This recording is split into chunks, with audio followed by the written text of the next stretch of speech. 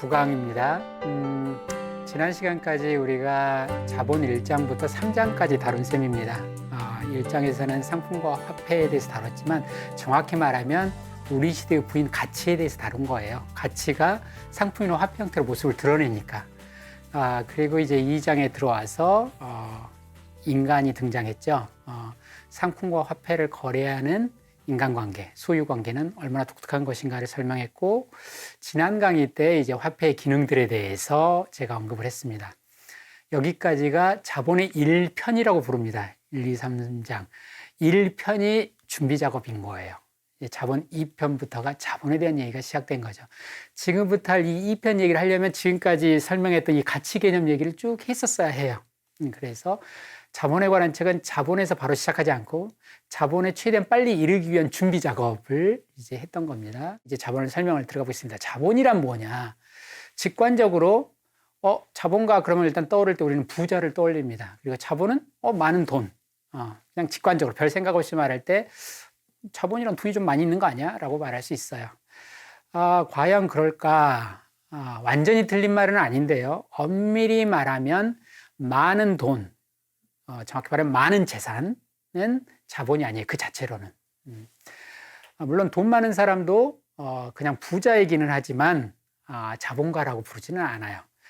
우리는 화폐와 자본, 자산가와 자본가를 구별해야 됩니다. 오늘 이제 제가 말씀드리고 싶은 건 이거예요. 돈에서 일단 이야기를 해볼게요. 돈이 그냥 돈일 때가 있고 돈이 자본이 될 때가 있습니다. 그래서 돈이 돈일 때와 그냥 돈일 때와 돈이 자본으로 쓰일 때를 구별할 줄 알면 자본을 아는 거예요. 돈이 그냥 돈일 때를 마르크스는 화폐로서의 화폐라고 불렀고, 이제 돈이 자본이 될 때를 자본으로서의 화폐 이렇게 불렀습니다. 그래서 그럼 화폐로서의 화폐는 뭐냐? 지난 시간에 제가 말한 기능을 수행하는 화폐들을 다 화폐로서의 화폐라고 불러요. 가치 척도가 되거나 유통수단이 되거나 가치 저장수단이 되는 거. 이 모든 것들은 그냥 돈이 돈으로 쓰이는 거예요. 돈으로 기능하는 겁니다. 자본으로 기능할 때는 좀 다른 거예요. 도대체 그럼 자본으로서 화폐가 기능한다. 어떤 돈이 자본이 된다는 것은 뭘까? 마르크스가 굉장히 재밌는 말을 했어요. 무슨 말을 하냐면 우리가 사실 안 돼요. 감각적으로. 지금 굉장히 황당한데 자본 개념 설명하기를 잔뜩 기다렸는데 마르크스가 뜬금없이 그런 거예요. 너도 알아. 나 모르는데. 화폐가 그냥 화폐로 사용되는 경우와 자본으로 사용되는 경우에는 우리가 감각으로 포착할 수 있는 차이가 있대요. 사람들이 이론적으로는 모르지만 감각적으로 안다는 거예요. 그게 뭘까?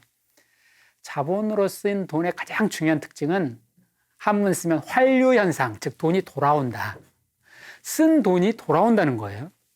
마치 농부가 봄날에 밭에 씨앗을 뿌리잖아요.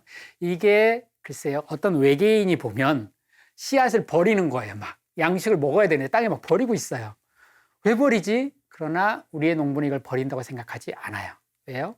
가을에 더 많은 양의 곡식으로 돌아온다는 걸 아니까요. 감각적으로 안다는 것은 이 돈은 분명히 쓰지만 돌아온다. 심지어 그것도 더 많은 돈으로. 이걸 알게 있는 거예요. 이 차이를 돈이 좀 있는 부모들은 알아요.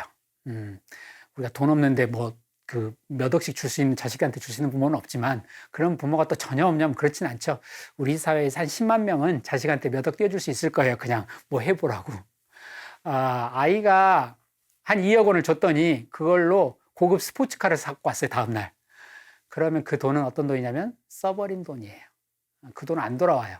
그래서 부모가 알아요. 그 돈을 딱 주어준 부모가 이놈 돈 함부로 쓰네 라고 말할지도 몰라요.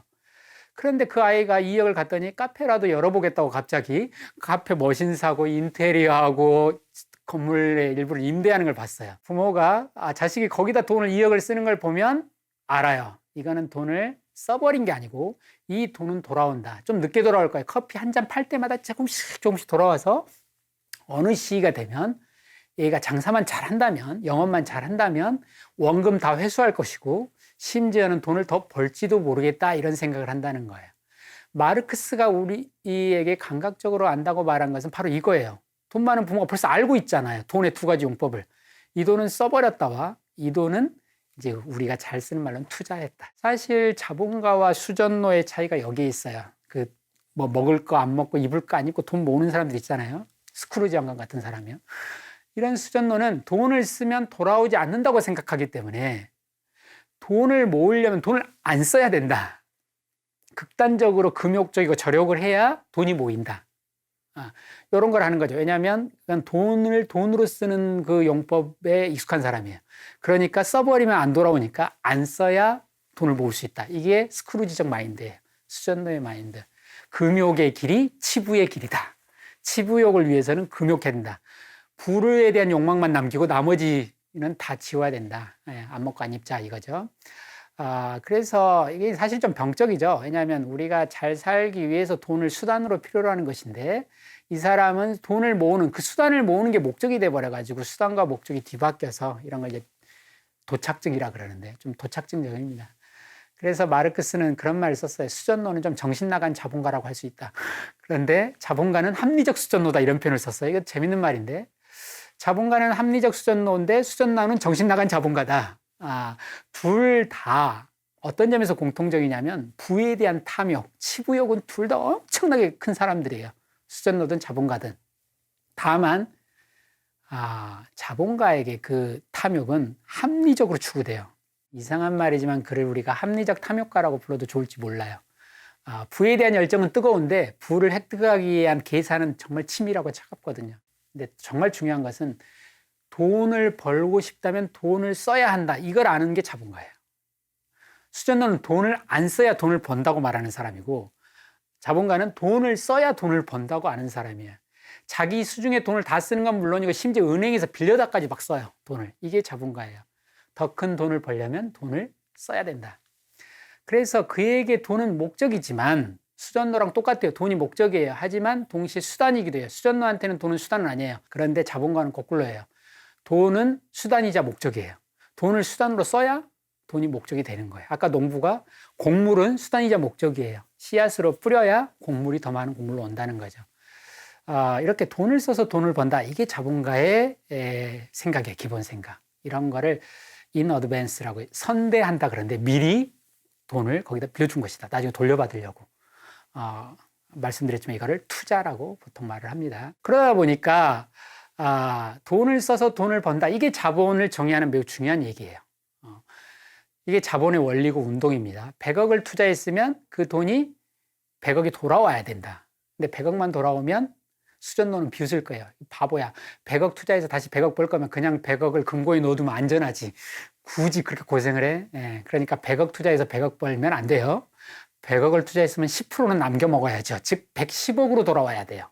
이게 자본입니다. 그래서 마르크스가 자본의 정식을 이제 제시합니다. 자본이란 뭔가를 보여주는 간명한 정식. 그래서 마르크스가 제시한 정식은 우리가 경험적으로 다 알고 있는 것들인데 그거를 딱 써놓는 거예요. 이런 의미라고. 이게 M은 money, 돈이고 C는 commodity, 상품입니다. 그러니까 돈을 투자해서 뭔가를 산 뒤에 commodity, 돈을 썼다는 뜻이에요. 상품을 산 뒤에 다시 뭔가를 만들어서 판매해서 돈을 더 번 거. 아까 그 2억 원으로 스포츠카 안 사고 카페 연 그 자식에 비유하자면 돈을 받아서 인테리어랑 커피 머신을 사고 이게 돈에서 M에서 C로 넘어가는 겁니다. 그리고 다시 커피를 팔아서 돈을 회수하는. 그런데 이 M 프라임은 어쨌든 M보다는 커야 돼요. 즉 처음 투자한 돈보다는 많아야 돼요. 물론 마르크스는 이제 독일어로 써서요. M은 돈이니까 겔트. 그래서 게라고 쓰고 커머더티는 바러. 그 바러라고 쓰죠. 그래서 영어로 따지면 GWG 프라임 이렇게 쓸 텐데 이제 여러분이 보기 좋게는 money 커머더티에서 MC라고 제가 썼습니다. 어쨌든 이게 정식이에요. 이게 자본을 설명하는 매우 중요한 정식입니다. MC, M 프라임이라고 된 거. 사실 쉬워요. 100억 물건 사고 나중에 110억으로 돌아와. 이런 얘기입니다. 그런데 이게 좀 무서운 정식이에요. 이게 뭐가 무섭냐고요? 화폐가 그냥 화폐로 기능할 때는 이를테면 이제 화폐가 유통수단으로 썼다고 해보자고요. 어떤 물건을 살 때 쓰는 돈이었다면 이 정식과 이 화폐 유통수단으로 쓰는 정식이 얼마나 다른가를 알 수 있어요. 유통수단도 정식으로 쓸 수는 있습니다. 말하자면 뭐 농부가 자기 아이가 자전거를 탔으면 하는데 자기 집에 배추를 팔아서 돈으로 바꾼 뒤에 자전거 가게에 가서 이제 자전거를 사오는 형식도 있을 수 있죠. 이럴 때는 이제 유통수단으로 쓴 거예요. 교환수단으로. 그럴 때는 CMC 프라임이라고 했는데 여기 C는 배추에 해당되고 그 다음에 돈으로 바꿔서 자전거로 바꾸는 C 프라임은 이제 C하고 C'은 다르지만 C'은 자전거가 되겠죠. 다른 상품. 배추와 자전거를 돈이 매개하고 있는 거죠. 이게 이제 유통 형태, 유통수단으로 돈을 쓴 거예요. 이런 형식이. 그런데 이 유통수단으로 쓸 때는 원래 농부의 목적은 뭐냐면 자전거예요. 배추를 들고 간 목적은. 그러니까 자전거를 딱 얻는 순간 이 거래의 목적이 이제 이루어졌으니까 거래는 끝난 거예요. 그런데 이게 자본이 될 때는 어떻게 되느냐. 농부 얘기를 했으니까 농업자본가 얘기를 한번 해볼게요. 농업자본가가 100억을 들여서 넓은 땅에다가 배추 농사를 크게 졌어요. 김장철에 이제 도매로 출하하려고요. 결국 그걸 팔아서 110억의 매출을 올렸어요. 10억의 수익이 난 거잖아요. 앞에서 농부는 배추를 팔아서, 즉 배추를 수단으로 써서 자전거라는 목적을 이루었죠. 그렇게 해서 거래가 끝이에요. 목적에 도달했으니까요. 그런데 농업자본가의 경우는 좀 달라요. 100억을 수단으로 해서 110억이라는 목적에 이르렀거든요.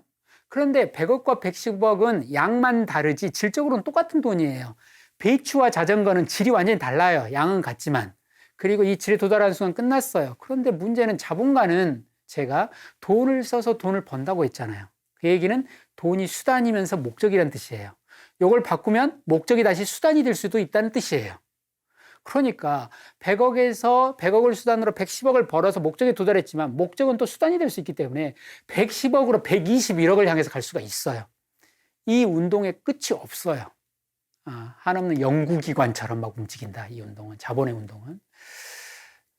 이제 자본의 정식을 이렇게 한번 또 고쳐볼게요. 제가 MC, M'이라고 했는데 제가 앞에 100억 넣고 상품으로 바꾼 뒤에 다시 100억, 즉 농업자본가가 100억을 어딘가에 투자한 뒤에 다시 매출을 110억 배출을 해서 출하해서 110억을 올렸다 할 때 이 M'을 M 더하기 델타 M, 다시 말하면 100억 더하기 10억으로 쓸 수 있습니다. 오른쪽을.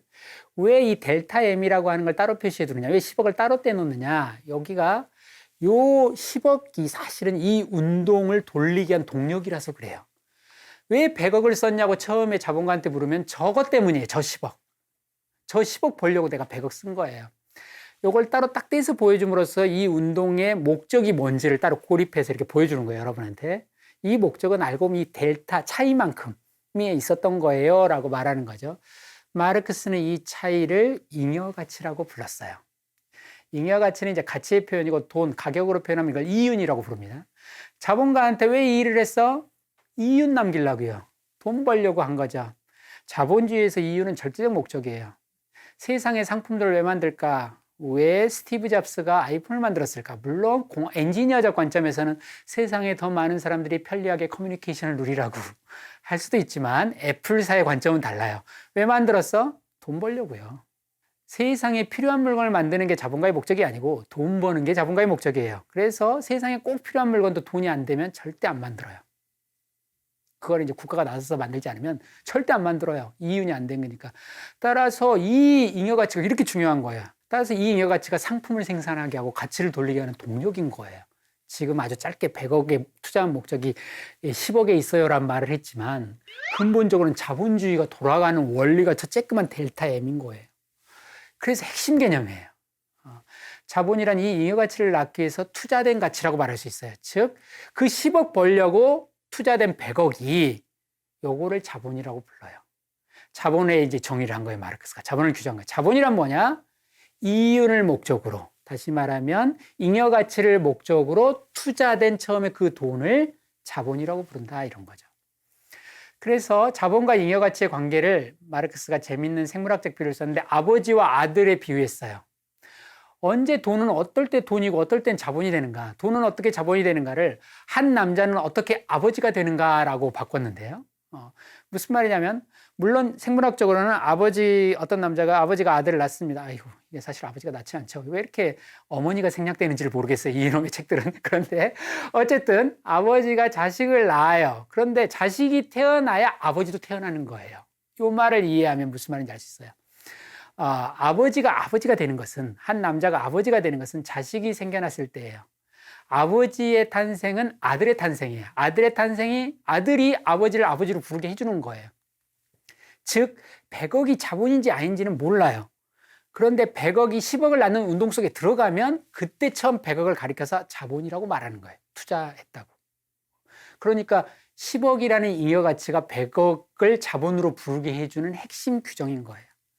아무리 큰 돈도 산더미처럼 쌓여 있어도 이 운동에 들어가지 않고 그냥 창고에 있으면 스크루지가 100억을 모았어도 그건 돈덩어리예요. 모여있는 돈이 많냐 적냐의 문제가 아니고 이것이 잉여 가치를 낳는, 즉 이윤을 낳는 운동 속에 들어갔느냐 그렇지 않느냐가 자본을 정의하는 거예요. 자본 개념은 그런 점에서 굉장히 생물학적이에요.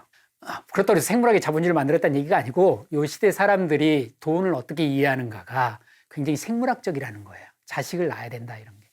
자본은 자식을 낳음으로써 번식하는 돈 이렇게 말할 수 있어요. 번식이라고 이제 생물학적 용어를 썼지만 증식, 즉 증식하기 위해서 투자된 돈을 자본이라고 부릅니다. 그런데 이제 마르크스가 생물학 비유는 여기까지만 쓰고 그 뒤에 더 재밌는 얘기를 하는데요. 100억은 10억을 낳음으로써 자본이 된다고 했는데 100억과 10억이 굳이 따로 있을 이유가 없어요. 110억이 함께 움직여도 돼요.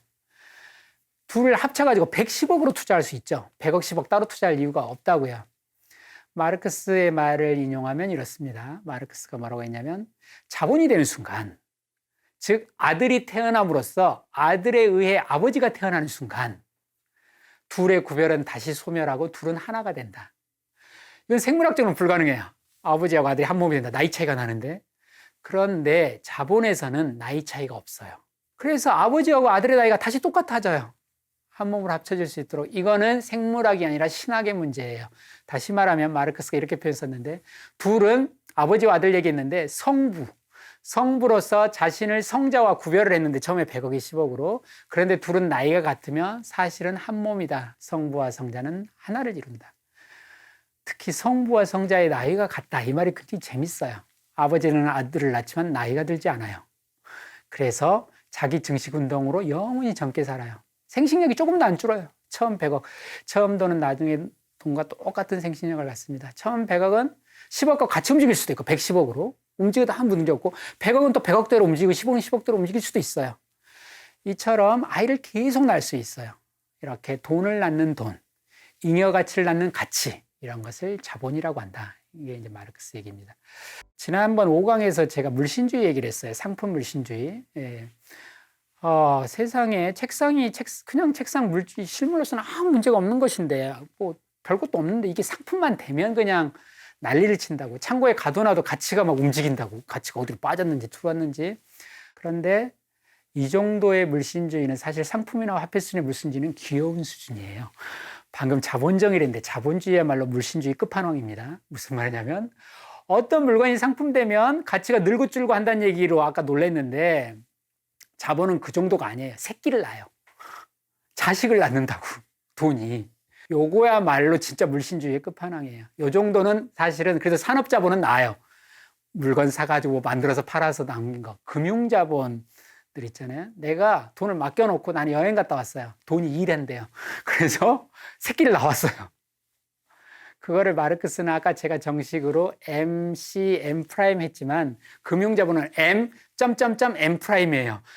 점점점 뭐냐 무슨 일이 있든지는 모르겠어요. 그냥 새끼를 낳아요. 돈이. 내가 돈 맡겼으면 새끼가 나 있어야지. 그거 확인하러 가요. 물건 사러 가지도 않고 뭐 하지도 않아요.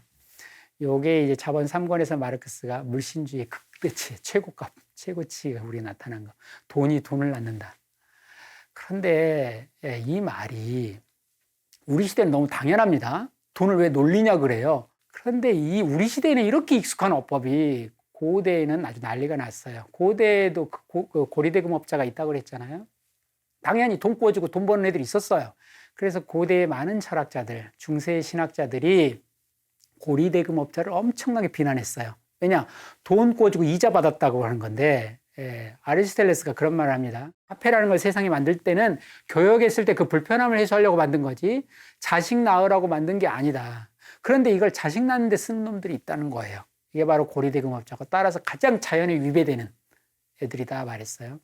항상 지금 이번 시리즈 강의 때마다 말하지만 고리대금업자는 고금리를 막 받는 사람들만 말하는 게 아니라 조금이라도 이자를 받는 사람들입니다.